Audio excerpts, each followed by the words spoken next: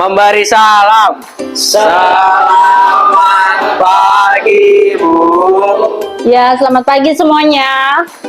Semoga sehat dan bahagia, Bu. Amin. Terima kasih doanya. Semoga kita semua selalu sehat, bahagia, dan selalu dalam lindungan Tuhan.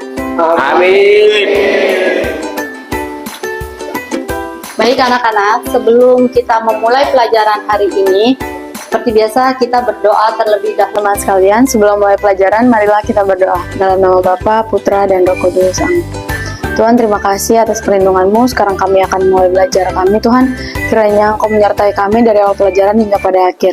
Terima kasih Tuhan, haleluya, amin. Dalam nama Bapa, Putra, dan Roh Kudus. Amin. Baik, selamat pagi semuanya. Gimana kabarnya? Hari ini siapa yang nggak masuk? Dika sama Aldo. Kenapa? Sakit ya. Baik, kita doakan semoga Mika dan Aldo lekas sembuh. Sebelum masuk ke materi hari ini, materi tentang uang, siapa yang masih ingat materi sebelumnya? Kemarin kita belajar apa? Tentang pengertian permintaan. Pengertian permintaan. Apa itu pengertian permintaan, Gerlan? Permintaan adalah jumlah suatu produk atau barang atau jasa yang ingin dibeli konsumen kepada produsen pada berbagai tingkat harga dan waktu tertentu. Ya, tuh. Terus kemarin kita belajar apa lagi? Faktor-faktor, Bu. Faktor-faktor apa? Faktor-faktor yang faktor-faktor yang mempengaruhi permintaan. Apa itu? Ada harga barang itu sendiri, barang lain terkait, tingkat pendapatan, selera masyarakat, jumlah penduduk, dan prediksi konsumen tentang pengisian pada masa mendatang. Ya. Terus kemarin belajar apa lagi? Tadi udah pengertian permintaan, udah faktor-faktor yang mempengaruhi permintaan, sudah. Terus kemarin belajar apa lagi? Hukum permintaan. Hukum permintaan. Apa itu hukum permintaan? Gracia. Hukum yang menjelaskan tentang adanya hubungan yang bersifat negatif antara tingkat harga dengan jumlah barang yang diminta. Apabila harga naik, maka jumlah barang yang diminta sedikit. Apabila harga rendah, maka jumlah barang yang diminta meningkat. Ya. Selain itu apa lagi? Hukum permintaan. Saya Bu, Apa kesimpulannya dari hukum permintaan itu? yaitu semakin turun tingkat harga, maka semakin banyak jumlah harga yang tersedia dan diminta. Dan sebaliknya, semakin naik tingkat harga, semakin sedikit jumlah barang yang bersedia diminta, Bu. Iya, betul. Jadi, baik teman-teman, beri tepuk tangan untuk Gerla, Andrea, Gracia, dan Freddy. Saya mau tanya, seberapa pentingkah uang itu menurut kalian? Saya Bu, Apa Nas? penting sekali karena sebagian besar orang memandang segalanya dengan uang. Next, terus Saya Bu, apa? uang sangat penting ketika kebutuhan kita belum terpenuhi. Tetapi setelah kebutuhan terpenuhi, maka uang tidak menjadi paling penting lagi. Ya. Terus?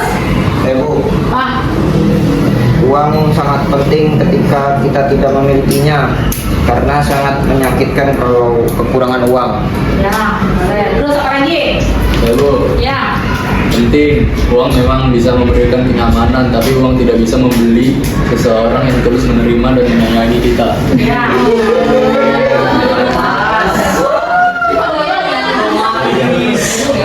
Next. Bu. Ya. Nah, uang memang bisa membeli apapun yang kita mau di pusat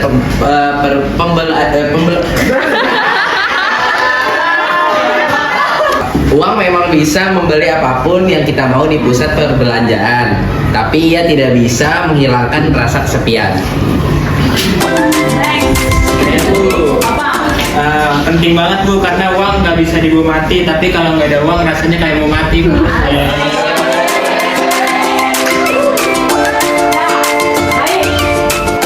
Baik anak-anak, sekarang kita mengerjakan pretest dulu ya sebelum masuk ke materi tentang uang. Oke, cepat. Sudah saya share ya ke link grupnya masing-masing.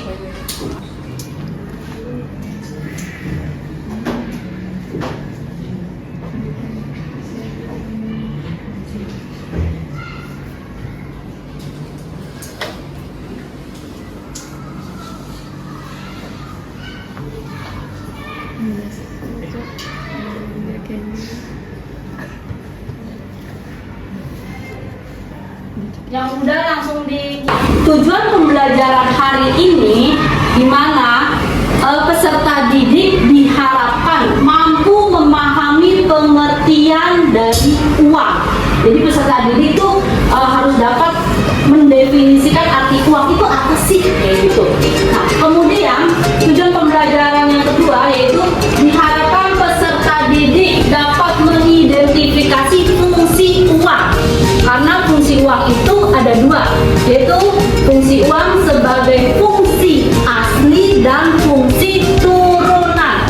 Ya, terus mungkin kalian juga dalam hati bilang, Bu, ngapain manfaatnya Bu? Apa manfaatnya dari kita belajar ini? Kita belajar hari ini materinya tentang uang, kalian akan termotivasi gimana caranya kelak nanti bisa mencari uang secara halal dan kalian bisa menjadi orang sukses. Terus kemudian modelnya gimana Bu? Model pembelajaran hari ini ya, model pembelajarannya hari ini yaitu tentang modelnya PBL. PBL itu apa? Problem based learning. Di mana model pembelajaran hari ini itu berpusat pada siswa, yaitu student center. Jadi nanti kamu yang akan berdiskusi, kamu yang akan berpresentasi dan lain sebagainya. Bu, kemudian metodenya gimana? Tadi yang saya sebutkan.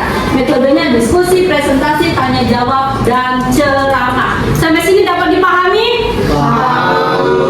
Hari ini saya akan memberikan tayangan tentang perjalanan rupiah. Silakan kalian amati karena nanti kalian harus mengisi LKPD-nya. Ya, kalian pelajari dan pahami. Diamati ya. Ini tayangan video yang kedua karena nanti kalian harus mengerjakannya di LKPD.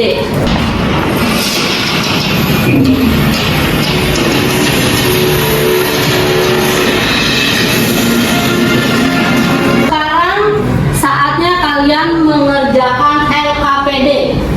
Pinter. Penjelasan uang baru. Video yang pertama ya. Uang rupiah kertas emisi tahun 2022. Itu tentang apa? Tadi di dalam video itu apa yang kalian dapatkan? Coba saya mau dengar. Pada sama seperti uang rupiah tahun emisi 2016, pada uang tahun emisi 2022 bergambar pahlawan nasional pada bagian depan dengan tema kebudayaan Indonesia seperti pemandangan alam, flora pada bagian ini. Oke, ya berarti di video itu ada gambar pahlawannya nggak? Ada. Ada, benar. Terus ada tema kebudayaannya nggak? Ada. Ada. Oke. Ada pemandangan alam, flora, dan bagian belakangnya. Oke, makasih. Tentang uang udah? Udah. Berdasarkan teori dapat? Dapat Bu. Apa coba? Saya mau dengar. Menurut penukaran Smith itu pengertian uang adalah merupakan penukaran namun uang tidak dibutuhkan untuk uang itu sendiri. Artinya ya uang digunakan untuk melancar pertukaran dan penetapan nilai yang wajar dan pertukaran tersebut, dan uang bukan merupakan sebuah komedi. Ngomong ini gimana? Udah belum? Faktor-faktor yang mempengaruhi permintaan uang? Apa coba? Ayo mau dengar. Faktornya satu, tingkat inflasi, tingkat produksi dan pendapatan nasional, berjaga-jaga kegiatan spekulasi, kondisi kesehatan dunia perbankan. Iya, betul. Selamat pagi Bu dan teman-teman sekalian. Sekarang kami di sini akan mempresentasikan hasil dari kelompok kami, yaitu pengertian uang dan fungsi uang. Jadi di sini kami ada 5 anggota kelompok, yang di sana ada Danu, yang di kiri ada Luna, Boni, saya sendiri, Flo, dan ini ada Kimberly. Uang baru, uang rupiah kertas tahun emisi tahun 2022. Bank Indonesia menggelar acara peluncuran 7 pecahan uang rupiah kertas tahun emisi 2022 pada hari Kamis 18 Agustus di Jakarta. Ketujuh pecahan uang emisi 2022 tersebut secara resmi berlaku, dikeluarkan dan diedarkan di wilayah Negara Kesatuan Republik Indonesia bertepatan pada hari ulang tahun ke-77 kemerdekaan Republik Indonesia pada 17 Agustus tahun 2022. Uang emisi 2022 terdiri atas pecahan uang rupiah kertas Rp100.000, Rp50.000, Rp20.000, Rp10.000, Rp5.000, Rp2.000, dan Rp1.000. Sama seperti uang rupiah pada tahun emisi 2016, pada uang tahun emisi 2022 ini bergambar pahlawan nasional pada bagian depan dan tema kebudayaan Indonesia seperti taman, pemandangan alam, dan flora pada bagian belakang. Kita lihat di sini adalah bentuk-bentuk dari gambar uang baru emisi tahun 2022. Ada 1.000, pecahan 1.000, pecahan 2.000, pecahan 5.000, pecahan 10.000, pecahan 20.000, pecahan 50.000, dan pecahan 100.000. Nomor 2, uang rupiah kertas tahun emisi 2022. Apakah yang dapat kita dapatkan dari tayangan video tadi? Yang pertama itu ada kegiatan inti, itu orientasi peserta didik. Perjalanan rupiah, uang kertas rupiah tahun emisi 2022. Yang pertama ada kertas yang bersemat sebuah identitas. Yang kedua ada keragaman budaya dan kekayaan bangsa. Yang ketiga adalah menyatu dalam satu simbol kedaulatan. Yang keempat, makna bagi persatuan bangsa. Yang kelima adalah bentuk sepahamnya seluruh Nusantara. Dan kesimpulannya, bersatunya dalam rupiah berdaulat di NKRI, rupiah tahun emisi 2022. Nomor 3, pengertian uang. Uang adalah benda yang digunakan masyarakat sebagai alat tukar atau pembayaran barang dan jasa, juga kekayaan atau aset berharga lainnya. Sesuai fungsinya tersebut, uang adalah unsur terpenting dalam kegiatan ekonomi. Nah, nomor 4 membahas tentang faktor-faktor yang mempengaruhi permintaan dan juga penawaran. Yang pertama ada tingkat inflasi, tingkat produksi dan pendapatan nasional, dan juga berjaga-jaga, kegiatan spekulasi. Yang terakhir adalah kondisi kesehatan dunia perbankan. Nomor 5, fungsi uang. Fungsi asli. Yang pertama, uang sebagai alat tukar guna mempermudah kita untuk mendapatkan suatu barang. Dengan begitu, kita dapat menghemat waktu serta tenaga karena tinggal menukarkan uang untuk membeli kebutuhan. Yang kedua, uang sebagai alat ukur mampu menentukan besaran nilai suatu barang. Misalnya, harga pulpen yang akan dibeli Teddy senilai Rp8.000, menunjukkan bahwa Teddy cukup membayar uang sejumlah Rp8.000 untuk mendapatkan pulpen. Selanjutnya ada fungsi uang. Yang pertama, fungsi turunan. Uang sebagai alat pembayaran berbeda dengan uang sebagai alat tukar. Nah, maksudnya di sini adalah ketika uang dibayarkan tanpa ditukar dengan benda atau jasa, apapun contohnya, membayar pajak. Lalu yang kedua, uang sebagai penunjuk harga memiliki nilai yang berbeda-beda. Misalnya, harga jeruk 1 kilo 8.000, sementara harga apel 9.000 per kilonya. Kan itu uang sebagai alat itu belum pembayaran hutang. Nah, fungsi uang juga yang antara lain ada uang sebagai alat pembayaran hutang digunakan untuk melunasi hutang piutang. Dan yang terakhir, uang sebagai alat penimbun kekayaan dapat digunakan ketika ada keperluan mendadak. Oke, sekian dari presentasi kelompok kami. Adakah pertanyaan dari teman-teman?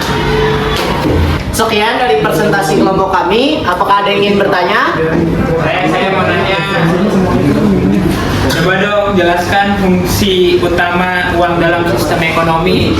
Oke, baik Eros, kita tampung dulu. Pertanyaan kedua adakah? Saya. Boleh. Tolong dong jelaskan perbedaan fungsi uang sebagai alat tukar sama fungsi uang sebagai alat pembayaran. Oke, terima kasih Anas. Pertanyaan nomor 3. Saya. Boleh. Bagaimana ya proses penciptaan uang oleh Bank Sentral?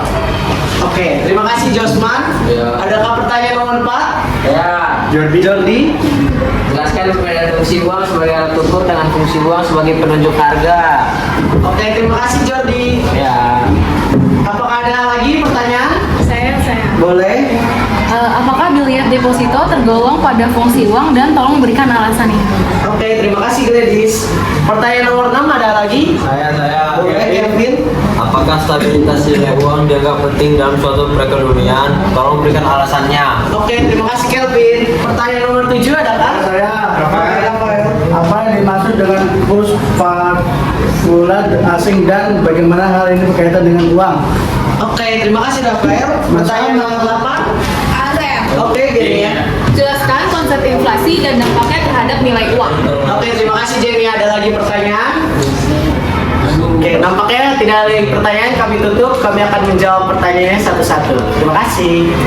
Setelah berdiskusi dan kami akan menjawab pertanyaan nomor 1. Pertanyaan dari Eros. Eros bertanya, jelaskan fungsi utama uang dalam sistem ekonomi. Uang berfungsi sebagai alat ukur, satuan hitung, dan penyampaian nilai dalam sistem ekonomi. Begitu Eros, ada paham? Sudah. Terima kasih ya. Oke, Eros.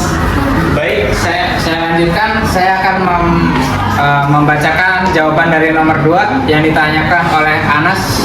Pertanyaannya adalah, jelaskan perbedaan fungsi uang sebagai alat tukar dengan fungsi uang sebagai alat pembayaran. Jadi jawabannya adalah uang sebagai alat tukar guna mempermudah kita untuk mendapatkan suatu barang.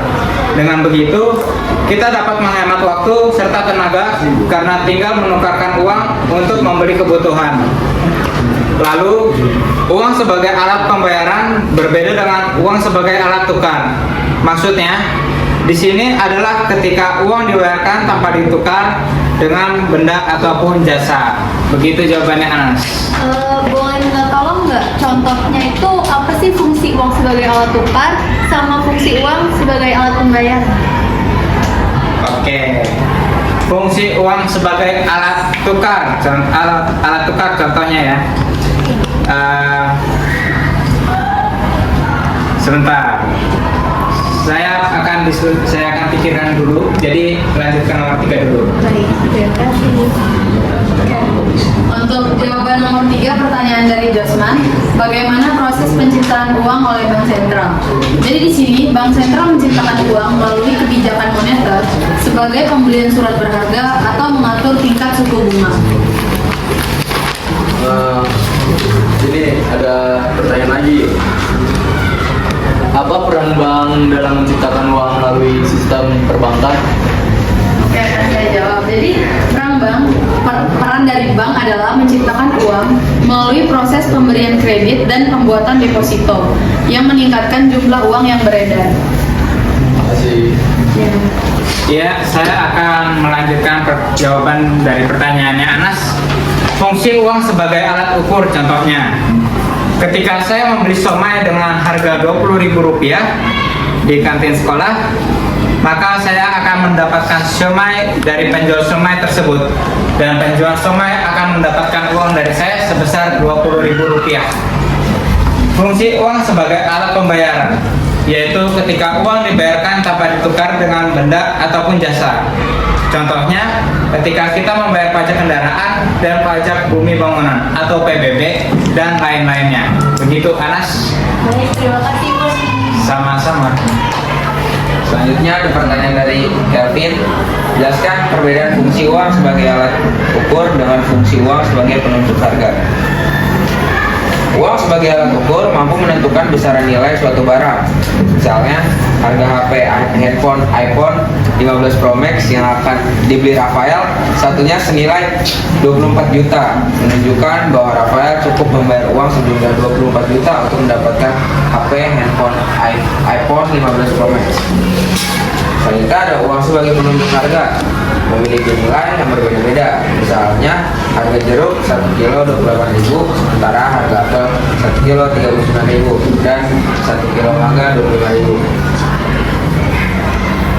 Nah, baiklah, saya akan menjawab pertanyaan dari Yedis yang soalnya adalah apakah biliar deposito tergolong pada fungsi uang? Jawabannya adalah iya, karena biliar deposito itu berdasarkan lembaga yang menerbitkan termasuk uang giral. Bilet deposito berdasarkan fungsi uang sebagai fungsi uang turunan sebagai alat penimbun kekayaan.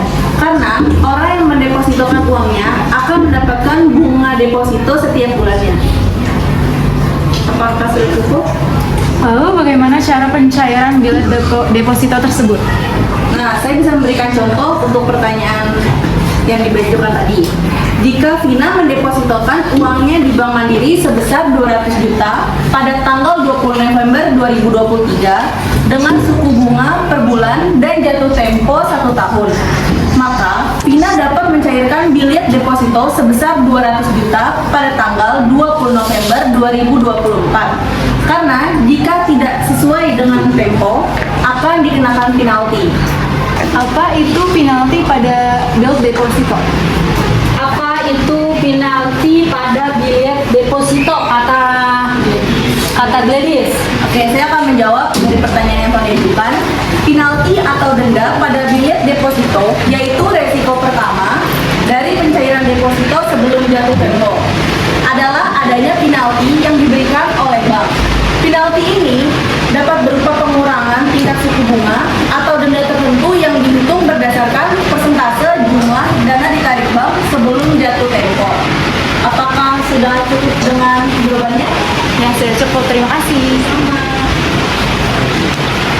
Baik, sekian dari kelompok kami. Atas pertanyaan dan diskusi pada hari ini, kami ucapkan terima kasih dari kelompok 2. Mari beri tepuk tangan untuk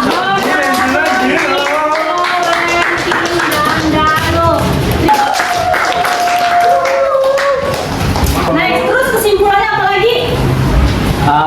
Fungsi uang ada yang fungsi asli. Yang pertama, uang sebagai alat tukar guna mempermudah kita untuk mendapatkan suatu barang. Dengan begitu, kita dapat menghemat waktu serta tenaga karena tinggal menukarkan uang untuk membeli kebutuhan. Yang kedua, uang sebagai alat ukur mampu menentukan besaran nilai suatu barang. Misalnya, harga pulpen yang akan dibeli Teddy senilai Rp8.000 menunjukkan bahwa Teddy cukup membayar uang sejumlah Rp8.000 untuk mendapatkan pulpen. Gitu, Bro. Iya, Dentang, tepuk tangan dulu dong buat Dentang. Dari fungsi uang asli itu sebagai alat tukar dan alat ukur. Kalau alat tukar itu tadi udah dikasih contoh kayak kalian membeli somai seharga 20.000 di kantin sekolah. Nah, jadi alat tukar kalian dapat somainya dan si penjual dapat apanya? 20.000. Iya, dapat uang 20.000. Tadi alat pembayaran itu contohnya kayak membayar pajak. Dia membayar, tapi dia tidak mendapatkan apa-apa dari barang atau jasa itu, ya kan? Beda dengan alat tukar yang tadi beli somai, ya nggak? Benar? Nah, jadi kalau alat pembayaran itu contohnya jadi membayar pajak PBB, bumi bangunan, pajak rumah kalian itu dibayar, pajak kendaraan itu juga wajib dibayar. Terus kemudian tadi Kevin juga bilang fungsi turunan sebagai penunjuk harga. Ya, jadi karena harga barang itu beda-beda ataupun jasa itu beda-beda, itu makanya adanya fungsi uang turunan itu contohnya kayak harga jeruk sekilo 28.000, harga apel tadi dibilang sekilonya 39.000, kemudian harga mangga harganya 25.000, itu kan berbeda-beda. Itu merupakan contoh dari fungsi turunan uang sebagai penunjuk harga. Kemudian ada juga nih fungsi turunan uang sebagai pembayaran utang. Jadi kalian kalau punya utang wajib dibayar. Nah, fungsi turunan uang yang keempat sebagai penimbun kekayaan, ya. Itu contohnya apa? Fungsi uang. Tadi yang nanya siapa? Gladys ya tentang bilet deposito ya? Iya, Bu. Ya, Gladys. Itu merupakan penimbun kekayaan. Karena apa dibilang penimbun kekayaan? Ya, karena tadi Kim ya yang ngejawab ya? Kim. Contohnya, ketika Vina mendepositokan uang sebesar 200 juta, kenapa dikatakan sebagai penimbun kekayaan? Karena dari deposito itu akan mendapatkan bunga. di mana suku bunganya 3%. Setiap bulannya dia akan menerima. Gitu. Bisa dipahami? Bisa, Bu.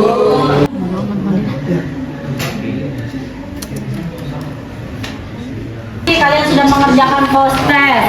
Semoga nilainya balik ya. Ya, anak-anak, sekarang kita masuk pada tahap refleksi.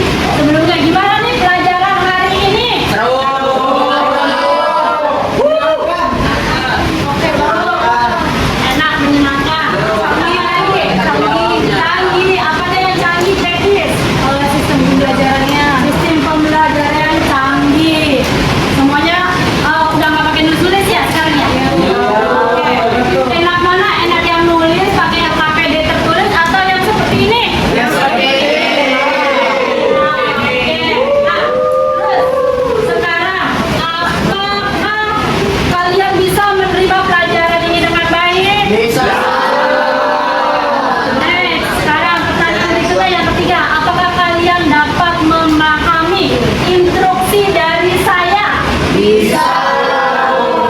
Oke, terus sekarang saya mau nanya, gimana nih model pembelajaran kita PBL? Problem based learning. Seru. Kreatif. Seru. Enak. Kreatif. Terus ada lagi? Bisa diskusi. Terus apa lagi? Student center. Iya. Pembelajaran hari ini student center. Semuanya berfokus dan berpusat pada siswa. Baik, terima kasih pelajaran hari ini sudah selesai. Seperti biasa, Bu Hayu makasih tugas dan PR untuk materi selanjutnya. Besok kita ketemu lagi hari Rabu tentang penawaran. Lihat di buku ekonominya sini. Siapa? Danu. Bukunya halaman 125. Itu kalian kerjakan tentang pengertian penawaran, faktor-faktor yang mempengaruhi penawaran, dan buku penawaran. Anak-anak, pelajaran hari ini sudah selesai. Pelajaran hari ini bermanfaat di kemudian hari. Mari teman-teman, sebelum kita mengakhiri belajar, alangkah baiknya kita berdoa. Tuhan, terima kasih Tuhan atas berkat hari ini. Kami sudah melaksanakan pembelajaran kami dari pagi hingga siang hari ini Tuhan. Tuhan, berkati kami supaya apa yang diajarkan oleh Bu Hayu dapat bermanfaat bagi kehidupan kami masa depan. Berkati juga Bu Hayu dan teman-teman sekalian supaya terus dapat melakukan kegiatan belajar mengajar Tuhan. Terima kasih Tuhan, hanya dalam nama Tuhan Yesus kami berdoa dan bersyukur. Amin. Bapak Putra dan Roh Kudus. Amin. Memberi salam.